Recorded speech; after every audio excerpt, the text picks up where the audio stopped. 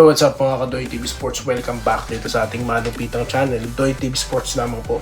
Well, meron po tayong pag-uusapan. Alam ko inaabangan nyo na at inaabangan ng mga haters ito. Okay?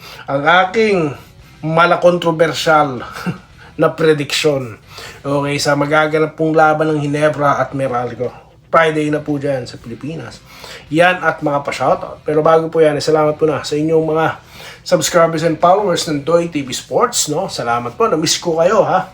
Okay, so meron naman po tayong reels almost every day, no? Kaya sa mga hindi pa po followers, bahala kayo kung gusto nyo po mag-follow, ha?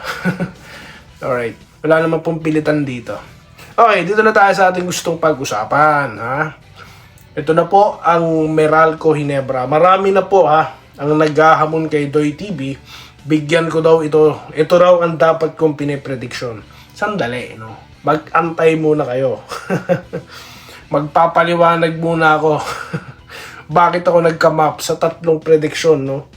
Na mananalo Ginebra. Tatlong laban po yan, no? Titan, Phoenix, hindi Phoenix. Yung Blackwater, tsaka itong Terra Firma. Okay, para nga po sa akin, ito po bonus stage tune-up games, no? Itong mga team na to, na hindi naman ako naniniwala kasi talaga na magko-compete itong mga ito, no?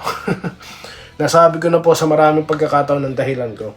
Kaya antimano, ba't ko iisipin na matatalo ng mga ito, ng team na ito ang Ginebra? Never, no? Kaya po nagbigay ako ng fearless prediction na 3-0 yan.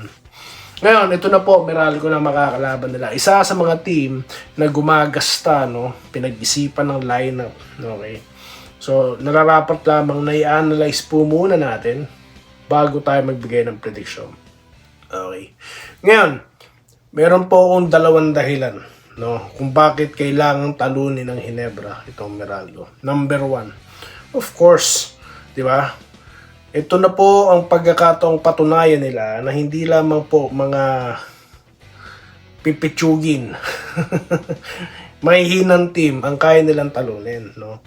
At ito na rin ang kanilang pagkakataon upang subukan, no, ang kanilang kakayanan. Okay, kasi nga po papunta na po sa playoffs, no? Although pasok na sa quarterfinals, may pinag-uusapan pa tayo ditong number 1, no, seed na pwede pong maabot ng Ginebra, no? At of course, siguradong twice to beat advantage, hindi po ba? Okay. Pangalawa, kailangan nilang talunin ng Meralco po para tulong na nila sa kanilang kapatid na Magnolia. Delikado po kasi ang Magnolia, dalawa na lang po laban nila, di po ba? Isa nga po yan, Meralco, at ito ngang TNT, no? So, ayaw nilang malaglag, sigurado, no? Kung ako taga SMC, tatalunin nyo dapat yan, no? So, yan po ang mga dahilan. Ngayon, match-up muna tayo. Sino ba ang bukod sa import scorer, Bong Quinto na agad yan, di po ba? Tapos itong si Chris Newsom. Sa Ginebra naman po, Barrientos, Thompson. So, ang gandang match-up po sa guard position, di po ba?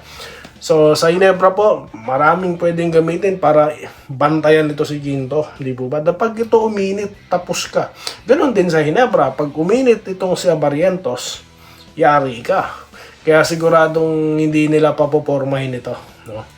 Marami naman po sa kanila pwedeng gumawardya kay Barrientos, di po ba? So, for sure, baka nga si Newsom pagamitin dyan, no? Pero may problema sila dyan. May Thompson pa. Di po ba na bumabalik na po ang laro. Okay? So, sino pwedeng kumuha dyan, no? Tapos sa Ginebra, wala pong problema pagdating sa gwardyaan dahil nandyan pa si Holt. Di po ba? So, pwede na rin nating isipin dyan si Banguero na babantay dito kay Barrientos. Si, Newsom na bahala dito kay Thompson. Di po ba? So, ganon. Sa pagdating sa matchup, hindi dehado yung dalawa, no? Okay. Sa frontline naman po, okay, wala si Japet, no? I don't think maglalaro siya dito. Sigurado, papahinga na lamang nila ito, no? Para sa susunod pang round, di po ba? So, nandyan na yung baka gamitin na yung secret weapon daw na si Kemar Carino. malaking tulong po siya dyan, 6'8". Okay. Kasi ito po, no, hindi pa po ito napapanood sa Hinebra eh. Pwedeng itong gamitin surprise package nila dyan. No, magulat tayo, baka nga siya kapalitan ni Troy, no? Sigurado first 5 si Troy, kahalinhinan sila, no? Pero may Torres. Kasi sa totoo lang, no, si Go nandyan naman, pero para pong nalalamyaan talaga ako eh, no? Para pong sayang kasi, no, yung pagkakataon, mas mataas po kasi ang percentage kapag tumitira itong si si Torres sa labas eh, di po ba? So, ayun, yun lang ang napansin ko, no. Baka gulatin nila dito ang Meralco, no. At ipasok ito si Carino, dahil alam nyo po, pasok na nga po Hinebra sa quarterfinals. Ito na yung panahon para subukan nila ito, yung big man nila, no. So, dito ko na dito ko naiisip, na-expect na baka ilaro na nila ito. Panggulat, no? Dahil nga po merong planong gawin sa kanya, baka Friday na po natin mapanood. Prediction, tanong, dami mong sinasabi, sino mananalo dyan? Hinebra, no? Tatalunin po ng Hinebra Meralco sa Friday. Okay? So, yan, i-record nyo na yan, yung sinabi ko, ha? Okay? So, dito na tayo sa mga pa-shoutout, mga bossing. Okay? So, dito tayo sa ating huling content. Pansin nyo, hindi na po ako nag-content about paano nanalo yung Hinebra sa Titan. Hindi naman po kailangan. Hayaan nyo na yung iba. Okay? Dito tayo sa lapit na laban ng Hinebra. No? Ronaldo Villegas. Balita daw po kay Japay. Na-replyan ko na po kayo. Robert Kayabyab. Okay. Enrique Rivero, nag-good day, partida. Alam nyo, sir, no? Kung tutusin, tignan nyo nga po yung lineup ng Titan. Kahit nga po hindi maglaro si, si Rosario, eh. Di po ba? Kahit nga si Go lang yan, kasi, kaya na ng dalawa yan. Di po ba? Sana, idol, hindi malala ang nangyari kay Japet. Okay naman po. Romeo Conchada, Archie Makirang. Okay, twice to beat. Kayang-kaya. Abot na abot yan. Vincent Nava, shoutout sa'yo. Rene De Rosales, no, nag-good day. Okay. Sir Yam, Pronsit daw po. Okay, ang Hinebra. Tune up ulit. Nakukuha nyo na yung sinasabi ko. Ben Habinapayan, buong team ng Hinebra, lumipad. Clodoaldo Prasdilla, good morning Idol Doy TV. Panalo na naman ang Hinebra laban sa Titan. Na naman pong bago dyan. Tama ka Idol, yung mga nagsabi dyan na mayabang si Idol. Tayo na lang Michael Manil. Salamat po sir, hayaan nyo na po sila. No, ako naman po, nagko-comment lang ako ng ganyan. No? Para naman po, sagot ko lang naman yan. No? Pwede namang hindi ko sagutin, pero tingin ko kailangan kasi. Anyway, Bon Ryan Cantor, shoutout sa'yo. Meryl Brioso. Okay. Ilista nyo na ang 8-2. Manolito Rosario. Idol Jaworski Ira. Hinebra po siya. Joseph Pineda. Welcome po pala sir ha. Mga legit followers po or fans ng Hinebra nandito. Salamat po. Nagpapasalamat si Sir Joseph Pineda. Patuloy na pa shoutout, no? Okay, yan nga po sinasabi ko, tunay na laban. Kaya, pansinin nyo, nagpaliwanag muna ako, no? Nag-isipan ko rin, of course, sa mga sasabihin ko sa inyo. Yung Titan, backwater sa yung yung, tawag dito, terra firma. Hindi, mabilis yan, wala nang isip-isip, Hinebra mananalo dyan. Okay. Alright, dito tayo, no? Nelson Pelobelo, present. Naglaro kaya ito, Carlito Bolima, Romel Sales, shoutout po, no? Okay, good health sa inyo rin po.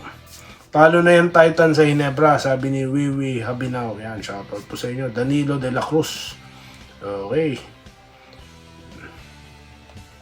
Segundo Aurelio, shoutout po sa inyo, ha? Okay. Dito tayo kay Meryl, nabasa ko na. Danilo de la Cruz, nabanggit ko na. Alfie Arcas, kahit naman sino lumaban sa mga yan mananalo. Alright, Danilo de la Cruz ulit. Okay. Julie Bundak, ginaya lang naman ni Pinto ang lipad. Oh, wala naman po, nakikipagbiruan nga lang daw siya sa former team niya yun, mga teammates niya yun nandun, no? So, wala pong dapat seryosohin doon. Biro lang si Pinto. Benjamin Apayan, may balita ka ba? Yun po, na ano ko na po kayo. Ito, si Dennis Cesar Collado, puro katambak, wala naman tambak. Isa pa to, no? Ito, kahit ano sigurong paliwanag ko, sarado na po utak nito. No, sigurado. Wala na, no? Ilang beses na ako nagpapaliwanag, Basta po talaga ang taong, sarado na utak. Kahit anong paliwanag mo dyan, wala nang mangyayari. Hayaan mo, Brad. Hayaan mo, putak ka lang ng putak dyan, no? Pamparami ka din ng comment section. Hindi kita buburahin dyan. Doy TV channel para sa akin, sigo, wala ako tiwala. Yun nga sinasabi ko dito kay Go, no? Nakikita ko naman ng effort, no? Kaso, sayang po yung shots selection, Mas mataas po ang percentage pag si Torres, Parang kapag bumitaw siya, parang mas ramdam mong papasok, Hindi po ba? So, yun na lang, no? Maganda, ipasok na rin dyan itong si Kemark para ma-practice na po yung tira niya sa labas, no? Then yung kanyang defensive, magising dyan sa Hinebra dahil kailangan po ng rim protection. Kaya naman, di ba? Kasama siya sa defensive team, nung rookie siya. So, bakit naman hindi yan? May height yan, 6'8". Di ba?